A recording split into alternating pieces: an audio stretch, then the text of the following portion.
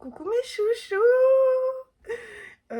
Bon, j'avais envie de flex ma nouvelle paire de lunettes là en opening YouTube. M'en voulez pas, elle est trop belle. Je reviens pour une vidéo totalement en forme parce que j'ai reçu des bonnes nouvelles et que voilà, il est temps que je reprenne YouTube en fait. Ça allait pas du tout pendant l'automne, là je me suis cassé le pied en fait. Et du coup, je suis restée enfermée chez moi alors que je venais d'emménager à Paris et que j'étais dégoûtée en fait et j'avais pas du tout envie de filmer des vidéos. Mais I'm ready to get back on track and become a star eventually at some point. Aujourd'hui, on va parler d'un sujet léger mais urgent et de concours. En ce moment, on est en février. C'est une période hyper tendue pour les gens qui sont en prépa parce que d'ici quelques semaines, vous allez commencer à vous inscrire à vos premiers concours. Et je me suis dit que j'allais en faire une petite vidéo pour vous aider, puisque moi, en tout, j'ai passé 5 sessions de concours, plus une session d'Erasmus. Un petit rappel, je suis en master aux Beaux-Arts de Cergy, voilà, pour ceux qui ne savaient pas, enfin je ne l'avais pas dit sur ma chaîne YouTube, parce que j'avais un peu peur qu'on aille me pister, genre, mais bon. Donc les Beaux-Arts de Cergy, c'est une super école, je suis très contente, moi c'était mon premier choix depuis le début de mes études.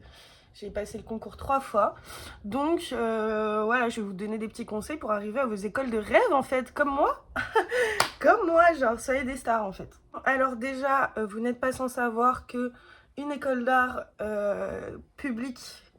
Alors vous avez les écoles d'art publiques, les écoles d'art privées. N'allez pas en école d'art privée, vous allez vous endetter sur 5 ans, 50 000 euros pour rien, pour des écoles qui ne sont pas reconnues et qui en plus, quand vous allez faire des équivalences de master, vont être totalement vues comme une formation random et pas comme une vraie licence. Enfin, juste, c'est possible de faire une passerelle entre le privé et le public pour le master, mais c'est vraiment pas idéal du tout, quoi.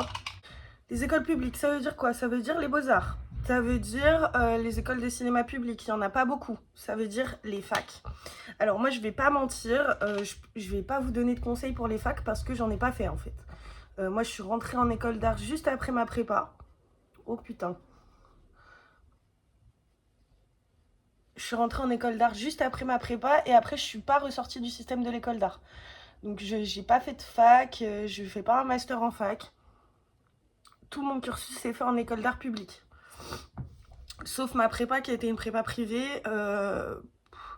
Honnêtement, c'était il y a très longtemps maintenant, donc je saurais pas vous dire genre oui, prépa privée, prépa publique. Honnêtement, faites avec vos moyens. Comment ça se passe un concours? Alors, les concours, c'est les portes de l'enfer, guys. Je peux parler, j'en ai fait 5. C'était horrible, j'ai failli finir en burn-out à chaque fois. Donc là, t'as intérêt à bouffer ton magnésium. T'as intérêt à manger 3 repas par jour, ma belle. Et t'as intérêt à réduire ta consommation de clopes et de cannabis, d'accord? Parce que sinon, tu vas pas t'en sortir, bébé. Enfin, la consommation de clopes, elle va tripler, mais au final, tu vas faire de l'asthme et tout, et t'auras du mal à parler, donc réduis un petit peu, chill. Parce que c'est vraiment très stressant, il faut bien dormir, il faut bien manger. Aussi, je suis désolée, mes voisins du dessus, ils font des fucking travaux. Faut pas que j'aille trop vite, faut que je me calme. Je viens de boire une énorme tasse de café, je vais la chercher, j'arrive. Il aide beaucoup pendant les concours, c'est les sessions de travail collectif. Proposer une session de travail collectif. Parce qu'en fait, ça se trouve, il y en aura un qui aura capté en tout petit sur le site qu'il y a un document administratif particulier que vous n'avez pas vu et que, en fait, lui, il va sauver 8 personnes. Parce que les concours, c'est ça. Il te manque un document administratif, tu es out. En moyenne, en école d'art, dans une école supérieure nationale, on est entre 600 et 1500 candidatures. Les sessions collectives, ça permet de se mettre à jour, d'être sûr que tout est complet et aussi de comparer les portfolios et de demander de l'aide. Donc vraiment, moi, c'est ce qui m'a permis de tenir pendant toutes mes sessions de concours. C'était le fait de pouvoir le partager à mes amis, le fait d'avoir des retours et le fait de pouvoir faire des checklists collectives. Je crois que pour les concours de L1, il y a Parcoursup, donc checkez ça avec vous. Moi, ça fait 5 ans que j'ai pas utilisé Parcoursup, donc venez pas attraper ma veste. La plupart des écoles, notamment les Beaux-Arts de Paris, les Beaux-Arts de Nice, de Cergy, enfin en fait toutes ces grandes écoles, elles passent soit par des plateformes alternatives, donc Oasis par exemple, que vous allez trouver sur leur site ou dans vos mails administratif. Donc faites très attention. Ne pensez pas que juste la première phase d'inscription, ça y est, l'administratif est fini. Pas du tout. Il faut aller s'inscrire sur Oasis. Il faut upload ses documents sur Oasis et il faut tout vérifier. C'est un enfer. Oasis, ça bug tout le temps. Il y a des paiements qui passent pas. Il y a des documents qui s'uploadent pas parce que t'as pas vu, parce que il est plus gros que ce qu'il faut, machin. Vous dites pas. Je vais terminer mon dossier administratif la dernière semaine avant la fermeture. Je sais qu'on est rush pendant les concours. Je sais que genre il y a plein de facteurs qui rentrent en jeu et de stress et d'oubli et de machin. Mais c'est vraiment une priorité. Tes 3 premières écoles, tu termines le dossier administratif au moins une semaine avant. Genre la plateforme administrative ait le temps d'analyser ton dossier pour te dire ce qui manque et que tu aies encore un battement assez large pour régler le problème. Un premier temps de sélection, donc cette phase administrative, vous allez devoir upload tous les dossiers administratifs, donc genre papier, tout ça, et vous allez aussi devoir upload un portfolio, un CV et une lettre de motivation. Et voilà. Pour préparer un portfolio, alors, ça dépend des écoles. Il y a des écoles qui vont vous donner une limite de genre 10 pages. Il y a des écoles qui vont vous donner une limite de 5 pages. Et il y a des écoles qui vont vous donner pas de limite. Moi, je recommande de construire un dossier avec minimum 7 pièces pour un peu montrer un rythme de production comme si tu avais produit plus ou moins une fois par mois une grosse pièce. Si tu décides d'avoir moins de 6, 7, 8 pièces, c'est important que ce soit des projets conséquents qui t'ont pris plusieurs mois, que tu puisses justifier les plusieurs mois de travail, et en général ça passe mieux si c'est des projets collectifs, parce que les projets collectifs ça justifie une durée plus longue dans la production. Donc voilà, premier conseil, si il vous manque des pièces, produisez à balle. Produisez à balle, c'est pas grave, ça ira à la fin. Ça ira à la fin du portfolio. L'expérimentation, elle est légitime d'être présente dans le portfolio. Moi, un de mes conseils qui a vraiment changé, qui a vraiment fait la diff pour moi dans les concours, servez les 3-4 dernières pages du dossier à de l'expérimentation, que ce soit de la recherche écrite, que ce soit des photos, que ce soit des projets en construction, que ce soit des projets en construction. L'année dernière, quand j'ai passé mes concours, j'avais un projet dans mon atelier, je construis des formes qui sont temporaires et qui, en fait, ces micro-architectures, elles construisent mon travail pour arriver à une pièce plus large qui va s'inspirer de ces micro-architectures. Et en fait, on ne pouvait pas comprendre le cheminement de la pièce plus large si je ne montrais pas ces micro-architectures. Du coup, je leur ai dédié une page avec des photos random de mon iPhone que j'avais pris en atelier. Tu vois, j'ai fouillé mon téléphone. Important, le cheminement est presque aussi important que le projet final. Quand vous travaillez sur des tapisseries qui vous prennent énormément de temps, montrez vos processus de travail. Peut-être que ce qu'il y a de plus intéressant dans ton travail, c'est ta table de production. C'est comment tu fonctionnes. C'est la manière, la méthode dont tu vas utiliser tes matériaux qui va faire la différence. Ils ne cherchent pas des artistes, ils cherchent des créatifs qui vont transformer en artistes. Enfin, évidemment que c'est important de présenter un beau produit fini, machin, mais si tu sens que t'en es pas encore là et que ton travail il demande encore de la réflexion et que tu es dans des processus qui sont complexes et tout, bah en fait, il faut être hyper transparent là-dessus. Voilà, tu arrives à ton concours, tu n'as pas encore trouvé la clé pour donner ces formes concrètes à ces expérimentations, mais j'espère que dans votre école, ce sera l'espace où je pourrai découvrir, me trouver et donner une unicité à ce travail. Vraiment, ça montre que vous avez une perspective pour après. Les concours, c'est fait pour te faire douter de ta pratique. Et du coup, c'est un moment qui va vraiment être charnière parce que d'un coup, tu vas voir toutes tes pièces, toutes tes productions dans un portfolio. Donc, il y a probablement une ligne rouge qui va se dérouler, chose qu'on n'arrive pas forcément à faire quand on est dans la production même. Et en même temps, il y a plein d'incohérences qui vont ressortir. Ah ouais, putain, mais ça peut être interprété comme ça, j'avais pas vu. Ah, mais en fait, machin. Assume. Assume. Si ton travail, il a des défauts, tu les assumes. Ça fait partie de ta production. Essayer de les cacher, ça va juste rendre le truc cheap. Et en plus, en mode, t'as pas confiance en toi, t'as pas la vision. Vous voyez, j'ai eu un problème. C'est que je suis quelqu'un de très maladroite et donc dégueulasse dans ma production. J'en mets partout. J'essaye de faire de la sculpture détaillée, n'importe quoi, je me fais mal, je fais des trous dans le bois, enfin, en fait, mon travail, c'est it's a fucking mess, ok. Et ça, j'ai compris que en 3e année qu'il fallait que je l'accepte et que ça fait partie de ma DA. Que en fait, si genre je veux mettre du gros scotch sur une de mes éditions parce que ça tient pas et que je mets du gros scotch de merde, et ben j'en mets en fait. Et genre ça fait partie de votre identité. Donc en fait, si par exemple vous êtes photographe et que toutes vos photos elles sont hyper surexposées et que c'est trop chiant parce que bah c'est tout le temps surexposé mais tes photos elles sont trop belles, et bah tu les laisses surexposer et tu trouves un truc pour essayer de broder. Tu brodes, tu t'en bats les couilles, tu trouves un discours, tu brodes. Parce que en fait, il faut pas dénaturer ta production parce que tu te dis ouais, il y a un jury, ça rentre pas dans les codes. Ils cherchent pas des gens dans les codes. Je réitère, ils ne cherchent pas des gens dans les codes. Ils cherchent des gens dans leurs codes, dans tes codes à toi, dans ce que tu as su instaurer pour toi pendant ton année de production. Assume les défauts de ta production, fais-en une force. C'est important. Osez les pleines pages. Il faut comprendre que votre jury va voir 300 candidatures dans la même journée. Il y en a plein qui vont arriver avec le portfolio fond blanc, petite photo, bien calculée, petit titre en 18, petite description en 14, Arial Naro, voilà, Helvetica. It's over, guys. En fait, si vous faites ça, vous passez à la trappe. Genre, bon, bah, t'es pas le meilleur du panier, mais que t'as vraiment envie d'y aller, t'as vraiment envie de le faire et tu crois en toi. Distingue de toi sur le design du portfolio. Moi, les pleines pages, ça a toujours payé. Déjà parce que ça permet de rythmer ton portfolio. Donc en fait, tes éléments, ils sont pas isolés. Ils prennent de la place et ils assument. Osez les découpages. Si vous avez des installations, que votre photo, elle est trop moche, découpe, mets l'installation seule dans une page ou alors fais un montage, modifie-la. Genre, ne laissez pas vos photos telles quelles. Elles ont des défauts. À part si ça fait partie de votre DA, encore une fois. Quand tu fais un scan d'une édition, tu mets directement le scan avec la reliure au milieu, pas juste les pages.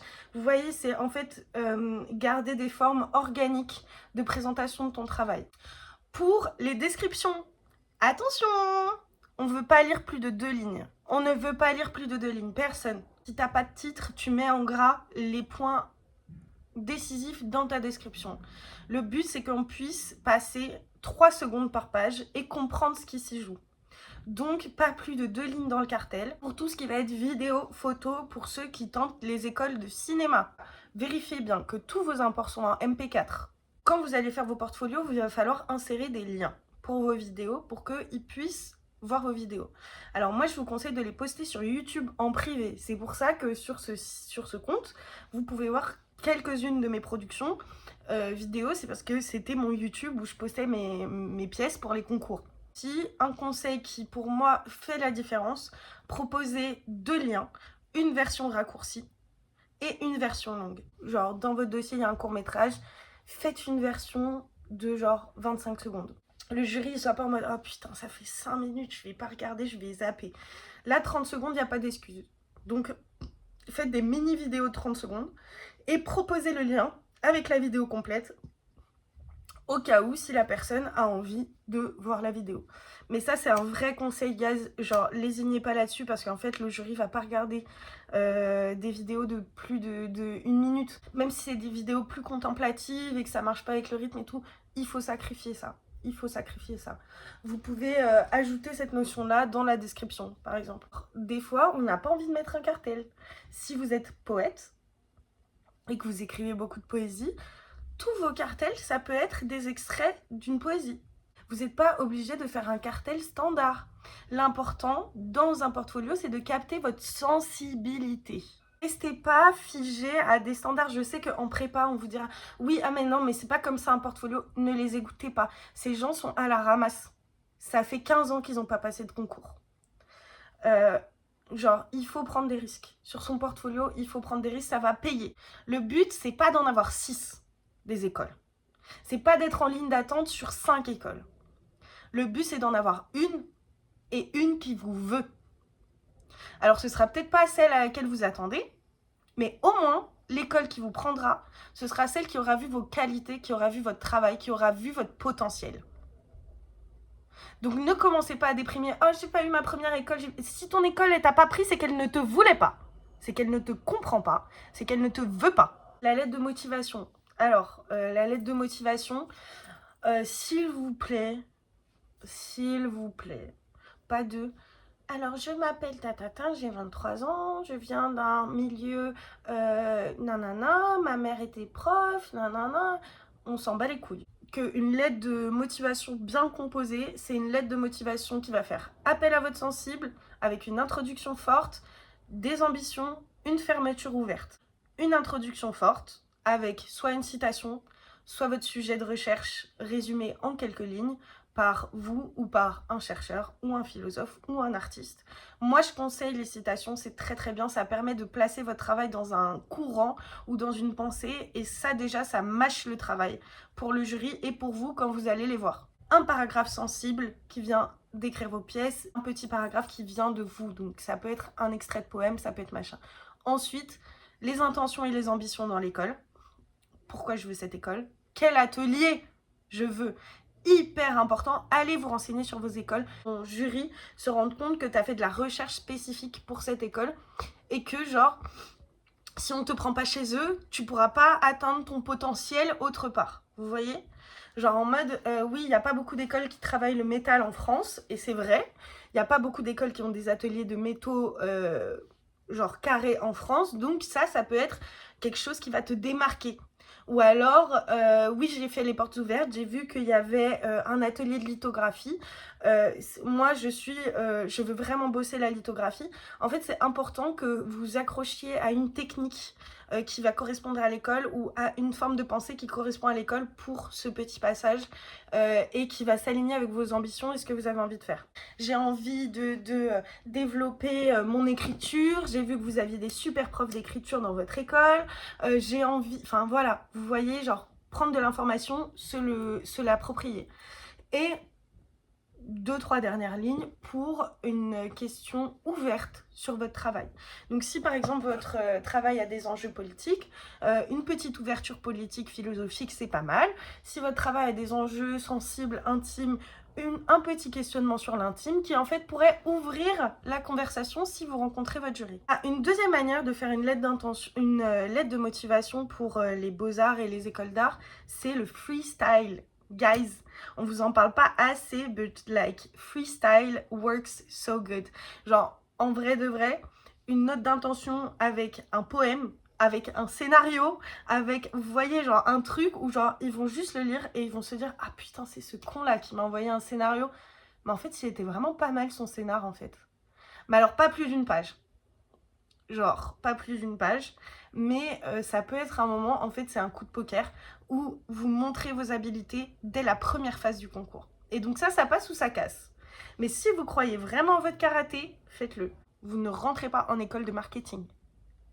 Donc il faut être créatif. Jusque dans la lettre de motivation, s'il vous plaît. Bravo, t'as survécu à la première partie des concours. Maintenant, la partie caca culotte, l'oral.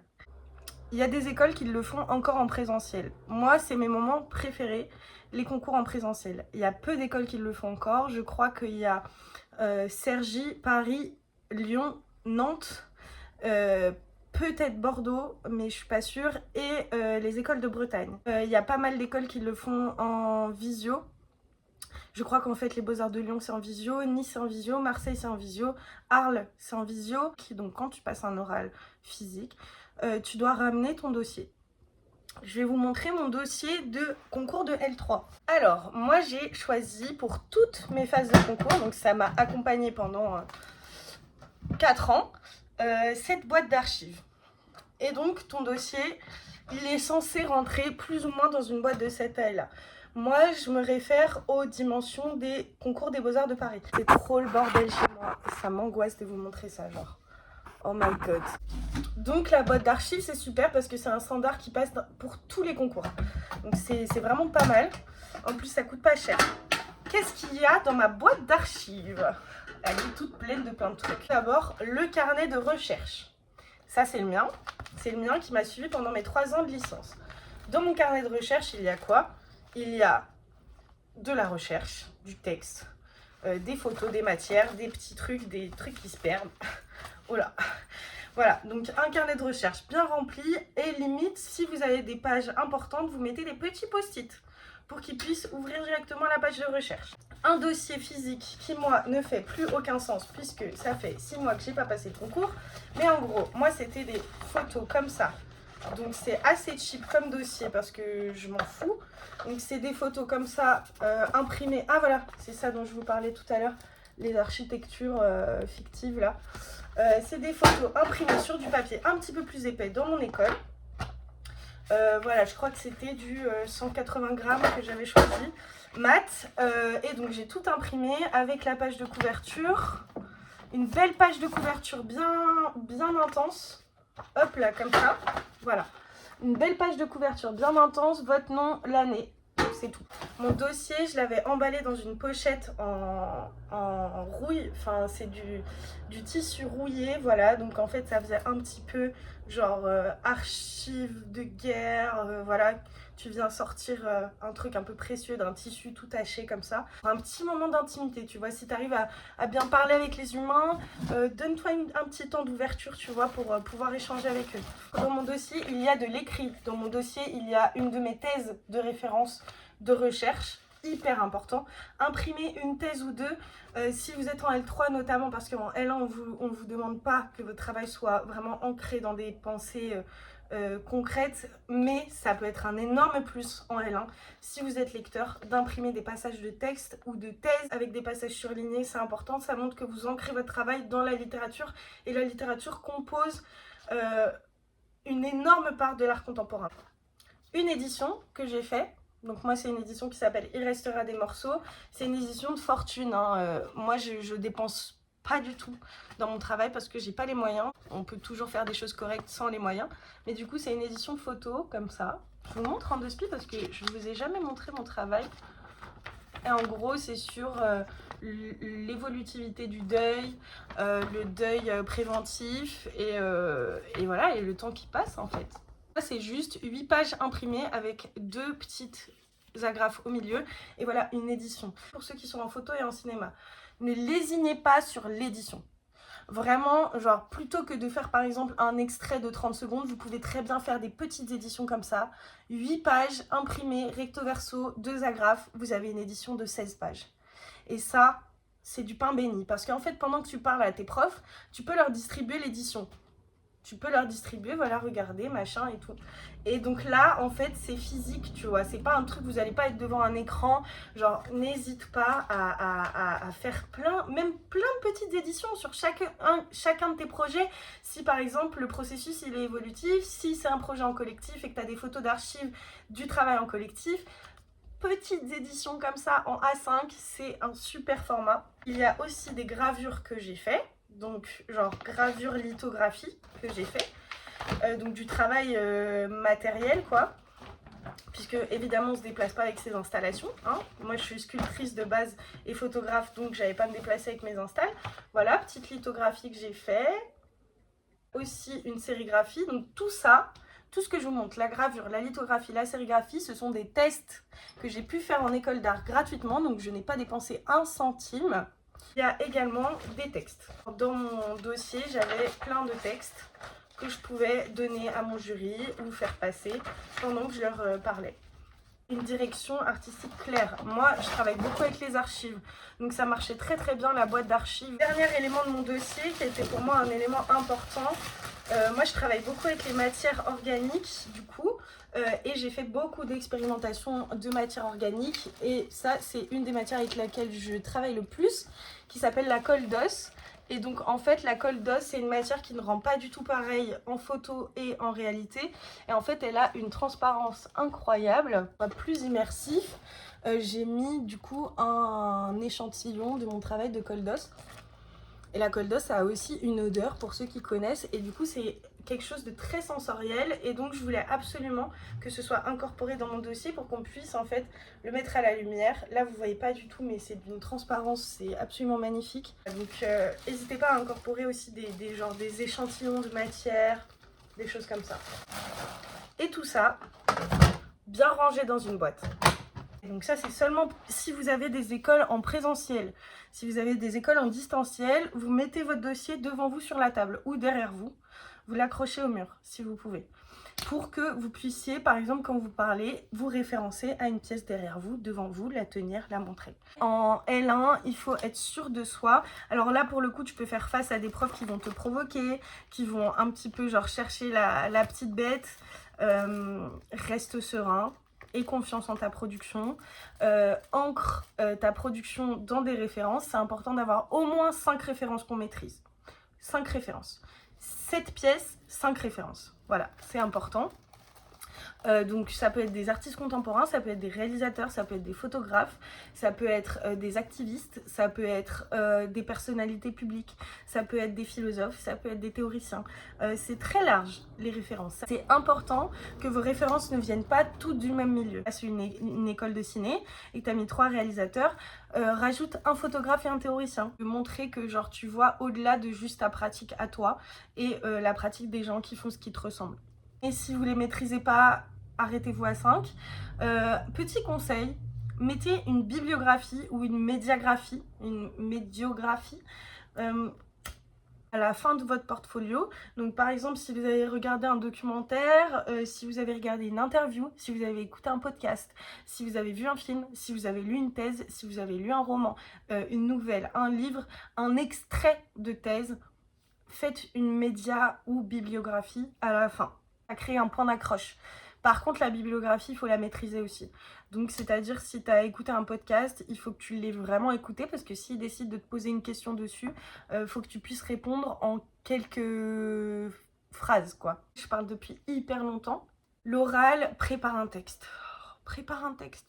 Ça a changé ma vie d'avoir un texte préparé où je viens, comme à l'école un petit peu, ouverture, argument 1, argument 2, fermeture. Voilà. C'est important de préparer son texte, te retrouve pas, à part si t'es vraiment hyper à l'aise à l'oral, et dans ce cas t'es là, tu peux parler ouvertement et tout. Prépare ton texte, prépare tes points, même aie une petite anti-sèche dans ta poche si vraiment tu sèches. Un professeur, il va préférer te voir sortir ta petite anti-sèche, regarder rapidement, plutôt que passer au moins 1 minute de ton concours comme ça. Ça veut dire que tu as prévu le pire. Et il vaut mieux avoir prévu que essayer de prouver quelque chose. Ton oral, il va durer 15 minutes grand max, s'ils sont gentils. En tout cas, en L1, en master, c'est 30 minutes. 20 minutes de présentation, 10 minutes d'échange ou 15-15. En licence, c'est 15 minutes. Donc, tu prépares ton speech, c'est 10 minutes, ton speech, et après, tu as 5 minutes de questions. Ok. Ça arrive qu'il y ait des profs qui veulent te piéger. Garde ton calme, c'est le meilleur moyen de s'en sortir. Et si tu n'arrives pas à répondre, tu relances sur autre chose, c'est pas grave, il faut rebondir. T'as 15 minutes. T'es là pour leur montrer ta motivation, ton travail, ta sensibilité et ton ambition. Voilà, t'es là pour ça. Au lieu de dire j'ai eu des difficultés à, on dit j'aimerais améliorer l'année prochaine. Dans votre école, j'aimerais apprendre à. J'aimerais m'améliorer à. J'aimerais me spécialiser à. Et je me suis penchée sur la sculpture de bois cette année. J'aimerais, pendant ma licence, approfondir mes connaissances en sculpture. Simple. Passer du négatif au positif. C'est tout. Et c'est comme ça aussi qu'on manifeste sa vie de rêve. Le jour du concours, mange, bois un bon café. Genre là, ton Sims, il a besoin d'être en vert. Vraiment, parce que sinon tu vas perdre tes moyens, tu vas te sentir pas bien, tu peux t'évanouir. C'est pas toujours une très bonne ambiance les concours. Prépare-toi mentalement, physiquement, voilà. Et reste dans ton truc. T'as pas besoin d'aller sociabiliser avec les autres avant le concours. T'as pas besoin de te sentir impressionné par les autres. Garde ton casque, révise ton petit texte. Pas de TikTok.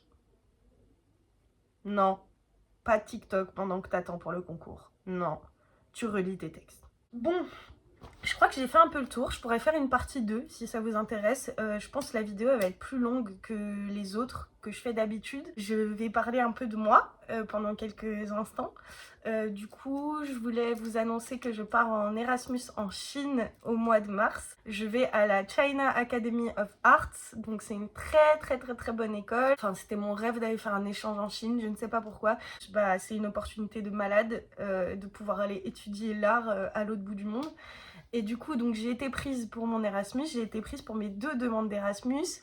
Et là, pour moi, cette année, c'est une consécration puisque j'ai eu 50% de mes résultats de master positifs, notamment mes 2 écoles de rêve. Et en plus, j'ai eu mes 2 Erasmus cette année. Donc, c'est juste pour moi euh, une consécration de fou. Donc, et voilà, du coup, je sais pas trop comment mon contenu va évoluer dans les mois à venir puisque je vais quand même faire 5 mois en Chine. Mais j'ai hâte de vous montrer cette partie-là de l'art contemporain qui n'est pas forcément hyper visibilisée en Europe. J'ai hâte de partager tout ça avec vous. Et voilà, et la semaine prochaine je sors mon mémoire, donc la prochaine vidéo sur cette chaîne ce sera une lecture de mon mémoire à voix haute. Je sais pas, mais en tout cas j'ai hâte de vous présenter ça. Je me suis pas du tout maquillée encore une fois, juste au début j'ai oublié, j'étais trop prise parce que je disais. Mais voilà, croyez-y, parce qu'en vrai, il y a 5 ans de ça, quand j'ai passé mon premier concours, jamais j'aurais imaginé que j'arriverais là. Non, j'ai choisi les beaux-arts, n'importe quoi, ça va mener nulle part, machin. 5 ans plus tard, je suis dans mon école de rêve, avec mon échange de rêve, et sortir mon mémoire avec mon directeur de mémoire de rêve. Pour ceux qui ne savent pas, mon directeur de mémoire, c'est Geoffroy de la Gagnerie. Ce qui est un peu drôle parce que dans ma première vidéo, je le cite sans pouvoir imaginer un jour que ce serait mon directeur de mémoire. Ce qui est pour moi encore plus une consécration. Enfin bref, believe in your dreams parce que they do come true. Et voilà, crois en toi, juste dégomme-moi ces concours, mais genre dégomme tout, vas-y à fond et crois en toi. Et je vous embrasse.